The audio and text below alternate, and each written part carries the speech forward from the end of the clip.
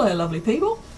Today I thought I'd bring you along on what I have discovered is one of my favourite features of the Affinity package, and it's data merge. Now I have not delved into this before because I haven't been making planners for very long, but I sort of knew of its existence, knew that it could be helpful, but I have finally learnt how to use it in a way that makes life so much easier. And I'm updating the planners because it's now 2023, so no one's going to want to buy a planner that starts in January. So I'm updating all the designs to go from July to June, and I'm future-proofing to make it stupidly easy. So what we're going to do, as you can see here, I have, let me take you back right up to the very top. So for the entire month, we have a set amount of pages, right? So we have the goal page, then we have the month page, and as you can see here, we already have some interesting things happening. I will explain these momentarily. Then we have this page, well, these two pages. Then we have our dailies on a week spread, and you can see there's no dates in here at all. And that's what we're going to data merge. Then we have the end 3 pages, which are the same. So each month, all of the pages are the same, except for the weekly spread, which has the dates in them, and also the calendar at the start, which also gets data merged into it. So to get started with data merge, you need to have an Excel file. So this is the Excel file. The Excel file that I work from, because I have Microsoft Office, so I just use Excel. You can use any spreadsheet format program as far as I'm aware, but this is how I have mine spread out. This is 2023, 2024, 2025. I don't have any data in 2025 yet because it's unnecessary, but what I've done is I've again, future-proofing is a thing for me. I have added everything that I could possibly want. So we have month long, month short, the year number, the year text, because in my planners I put, scroll up here, I always have the text written here rather than the number, but in other places I will use the number. I have both in here, and I have day long, day short, day date. So whether I want to use, say, Monday or Mun, I have the option to choose either one of these. And then the date, which is clearly the date, and then the week, because some people like to track their weeks. Also, I'm doing a digital planner as well, and that's kind of pretty important in that. And then it just repeats for the entire month. Now, you can't just put in day 1 as 1. As like the first of the month, because that's not how weeks work. When you go to your calendar, say for example January, here you can see day 1 doesn't start on Monday, day 1 starts on Sunday. So if you have a look up here in 2023, you can see there's no numbers in here until we get to Sunday, and that is the first day of the year, which is actually day 7. So, and also it's the last day of the last week, and then our new week, begins again.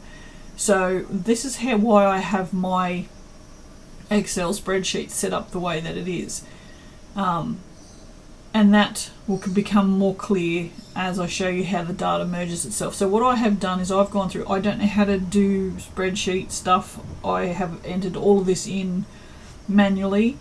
And I have gone through, and you can see every single month from 23 and 24 has all the days and weeks set out correctly.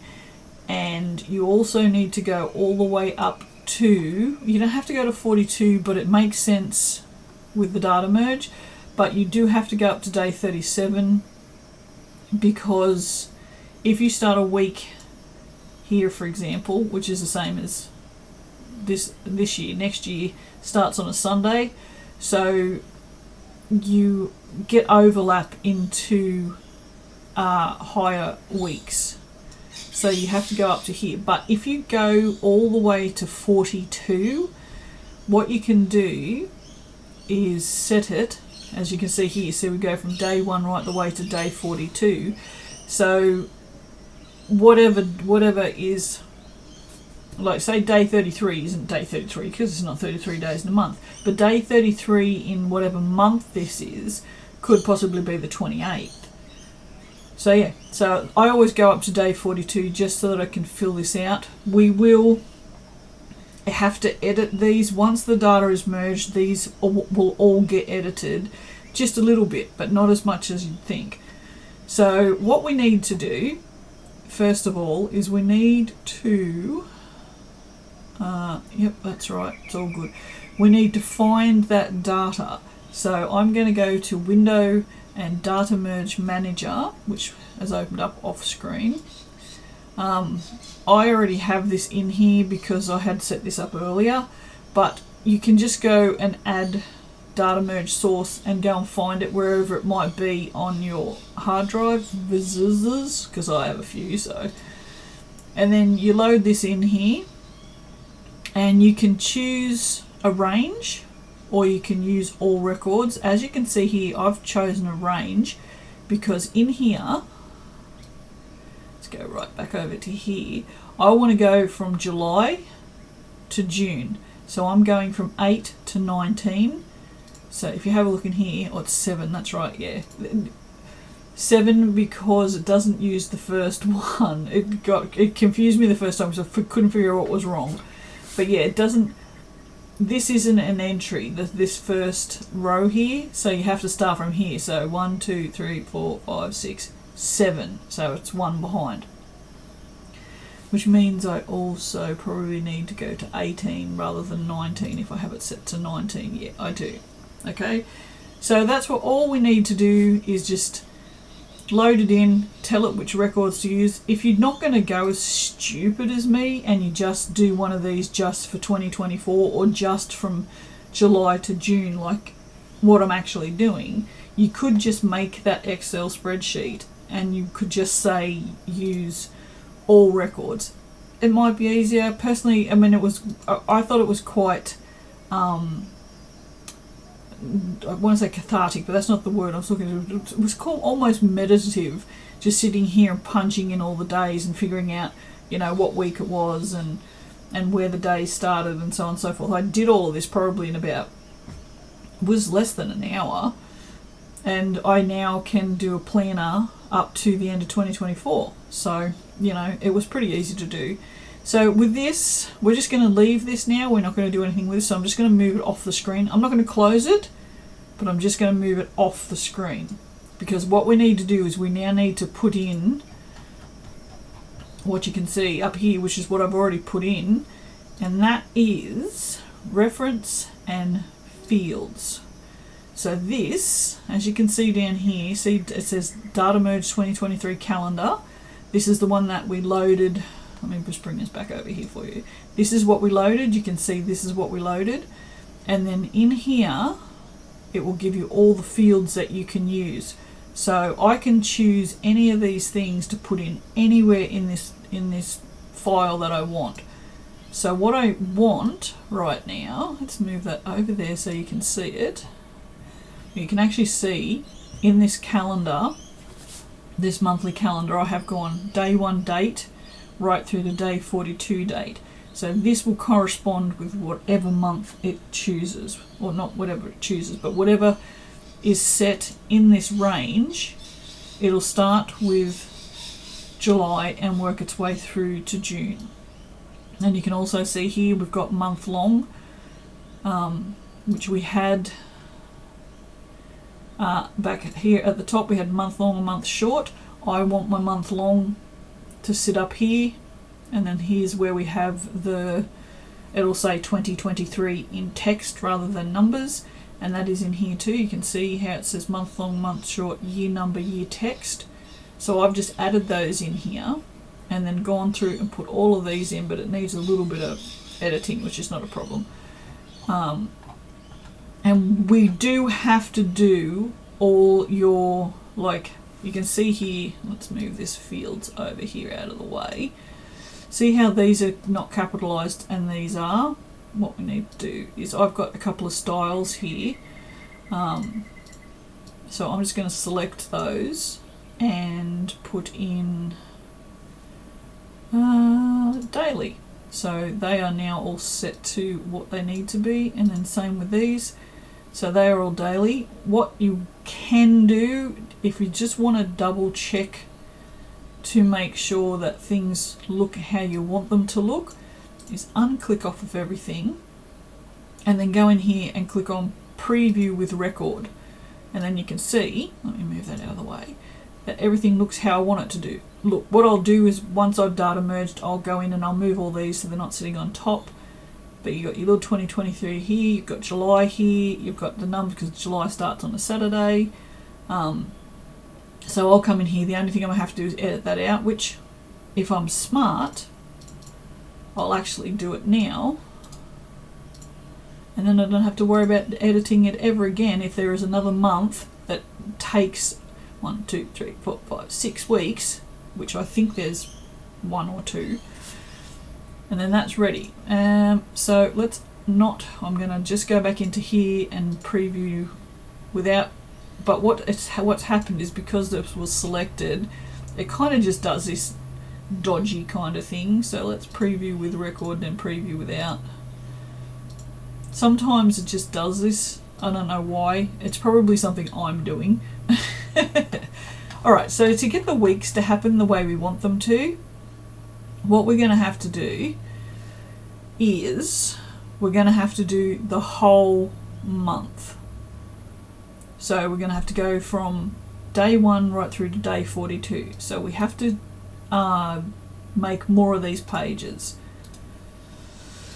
I think I need 5, so let's duplicate those. So we have 1, 2, 3, 4, 5. Right, so we have 5 now. So we'll go to the first one, and then we're going to come in here. This is a table.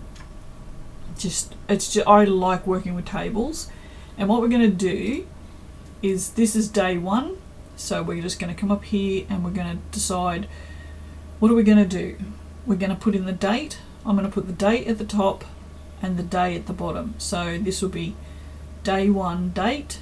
So you just double click on that, and then day 1 day, I'm going to make it day 1 long. So I'm going to double click on that, and then that's inserted. It is not, it's just set to Arial, as you can see. So once I add all of these, I'll probably come back through and then just, what are we using? Daily. Ugh, daily. Table body might have been. No, I don't remember what style I set for these.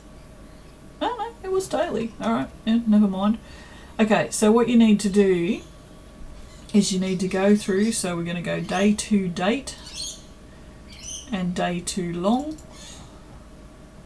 day 3 date, day 3 long, and so on and so forth. And we're just going to do it for the whole month right through until we get all the way down to here, and we'll end up on the very last page. Actually, let me show you what a whole page looks like. So we'll go back here.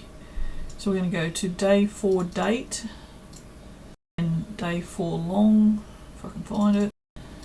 Day 5 date,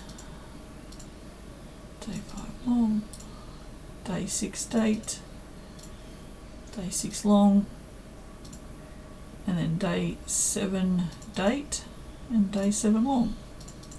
So what will happen now, July, what did we say, starts on a Saturday, I think. So let's move that off camera and put this in here, and then we're going to preview with record. So now you can see how this has changed to 2, and again it's doing that weird thing where it's only changing 1 record.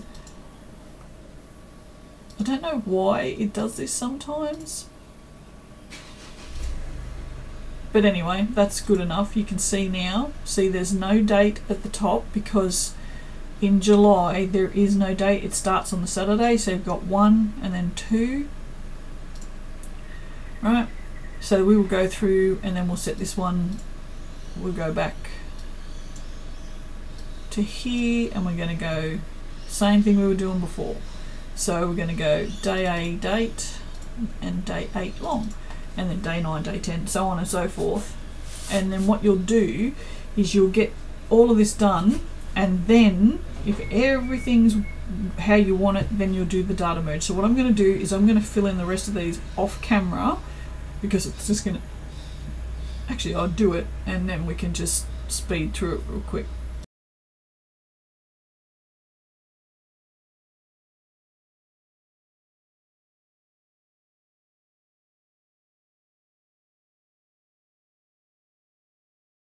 Okay, so as you can see, I've got up to day 35 here, and I don't have enough room. It needed actually an extra page, extra 2 pages, so I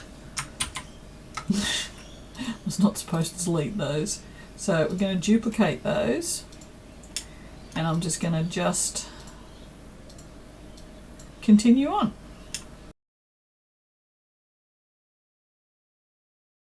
Okay, so I've got everything added now. What I'm going to do is, I don't need the fields anymore because I've added all the fields. What I'm going to do is I'm going to close this down, and then I'm going to go back through and I'm going to edit all these with my styling the way that I want.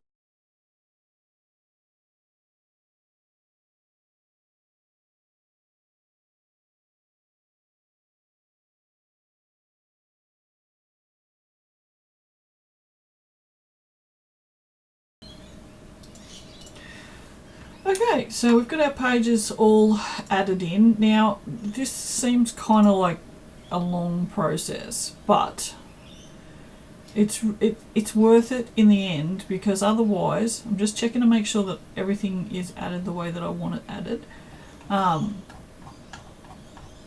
Otherwise, you would have to go through and you would have to edit 1, 2, 3, 4, 5, 6 double pages, plus your every single month would have to be edited, whereas this way you just do this once, wow, you just do this once and it will generate whatever records you tell it to. If I wanted it to generate this for 17 years and I had 17 years worth of data in this Excel spreadsheet, it would do it.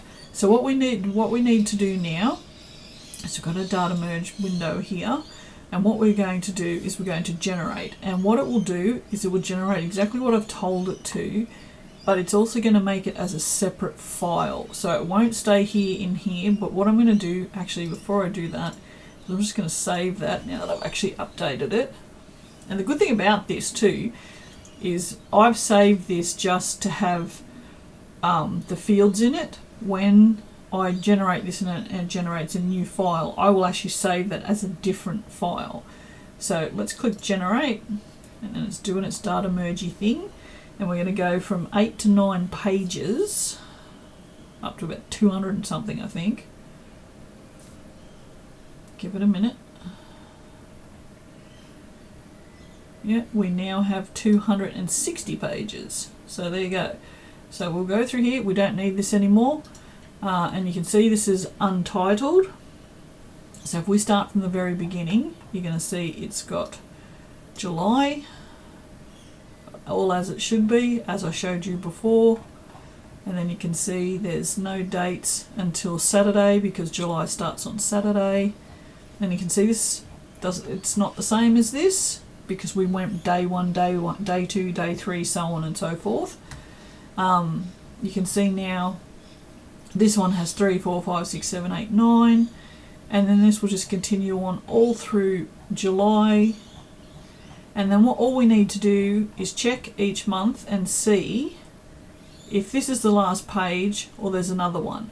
This one, because the 31st is on a Monday, it will include this last week. A lot of months will not, and I'll show you how we can edit that. So this is all the same, and then this page is the last page of the month. This page is the first page of the month. Because I print duplex, obviously it has a front and a back. So this is now August, and as you can see, it's now August. And here we have no dates because August doesn't use this month. So what I will do is just take it to 5. These are 2 separate tables.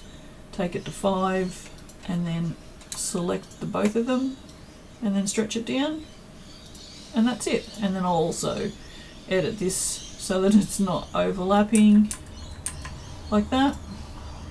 And then we just go through each month, and as you can see, Tuesday is the first day of the month because we saw that Monday was the last day of the month last month.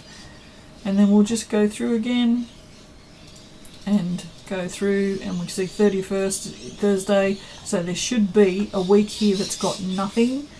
So I will then delete those 2 pages, and then it'll take us straight from the end of the month, which is the 31st, into the end of the planner, and so on and so forth. So then we go into September again, doesn't use that, so I'll edit that, and then goes through right through September, October, so on and so forth. And I'll go through and I'll just spend, 10 minutes maybe editing just that last month out. If we just this again, this one doesn't use this, so I'll delete these 2 pages, and it goes all the way down to whatever month was probably one more than we need.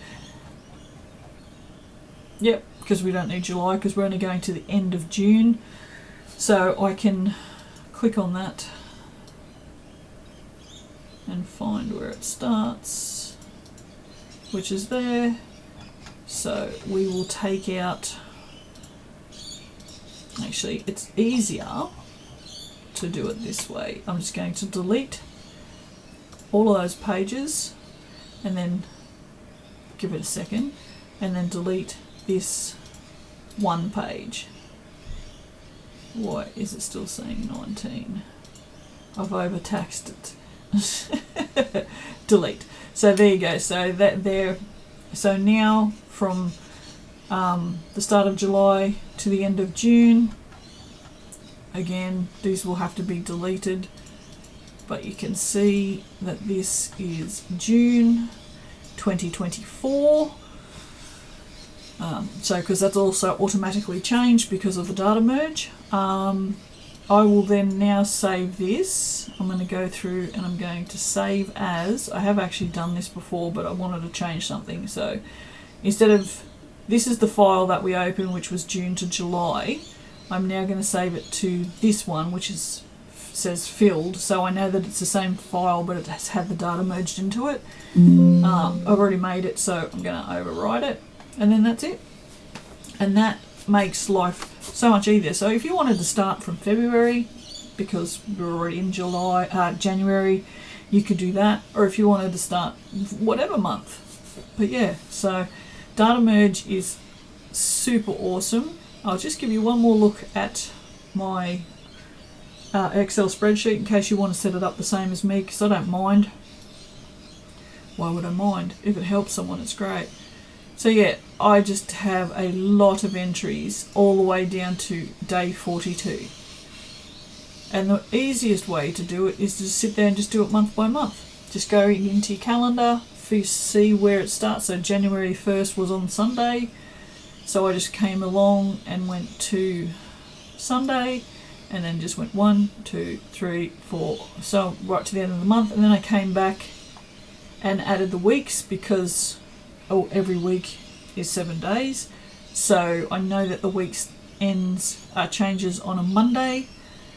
So from Monday to Sunday it was week 1, and then from Monday again it was week 2, so on and so forth. That's how I did it. If you want to do it the same, chuck a screen grab on there, and yeah, I've just coloured 2024 a different colour just so I could delineate really quickly between the 2 years. But yeah, that's it. Okay, well, I hope that helps somebody, and yeah, if you want to see any more Affinity tutorials, let me know. I think I may have forgotten to mention that this is Affinity Publisher.